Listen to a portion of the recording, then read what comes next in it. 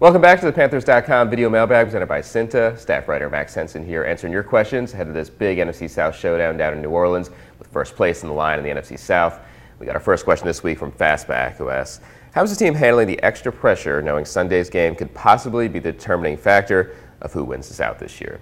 Well, everybody's embracing that. This is a huge game. No one's hiding from the fact that there is a lot at stake. As you mentioned, these two 8-3 teams going at it down in the Superdome, first place in the line. We're getting down to the stretch run of the season. We all understand kind of how big a role this game and the outcome of it could play in determining the division champ. Now, having said that, I think the Panthers go into this also knowing that they do have to take that one game at a time mentality, that approach. It is just one game. But like I said, everybody knows the implications of it. I think this team has done a really good job all year long of staying pretty relaxed and not panicking. That's kind of an in-game thing Ron Rivera has been really proud of, but I think that also can extend to something like this, preparing during the week of kind of staying loose, not putting too much pressure on themselves, as you said. I think this team will go down to New Orleans, relax, and looking really ready to try to have a personal statement in this game because, as Captain Munderland told me earlier in the week, they took it personally when New Orleans came in and beat them here in Week 3 at Bank of America Stadium. Now they got to go down to that Superdome, which is a really tough place to play, but they're going to try to get one in their place, even the score in this division matchup for the season, and take the lead in the South.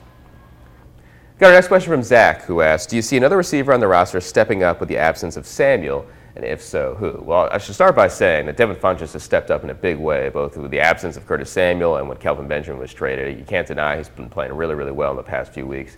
But to your question about Samuel being gone, I think with the loss of his speed, everybody's been waiting for the return of Damiere Byrd. He's been on IR with that broken arm. He's ready to come back here in the near future, so getting him into the lineup, I think everybody's going to be curious to see, can he be that impact player and bring that kind of speed element? Now, he only has one career catch, although he's been with this team for a few years, spent some time in the practice squad. This could be his opportunity to really show what he can do. Of course, there's an opportunity in front of him when you look at this wide receiver depth chart. Beyond Funchess, there's a lot of guys who are still trying to prove themselves. Russell Shepard's a veteran who's been around for a while, but guys like Kalen Clay, Brenton Burson. I mean, you'd think there's an opportunity for Damiere Byrd to step in there and try to prove to this coaching staff that he can be counted on and to prove to Cam Newton that he can be a trusted target. So we'll see if he and his speed can make an impact here in the near future for the Carolina Panthers. We've got our last question from David Scott, who says, do you think it'll be a shootout or more defensive this week?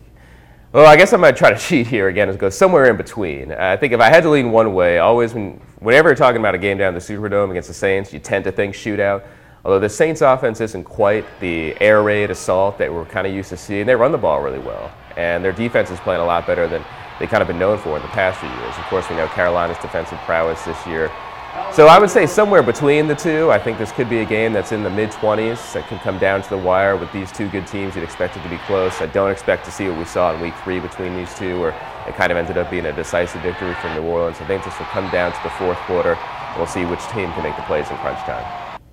Thanks for the question this week, everybody. Do it again next time, right here on Panthers.com.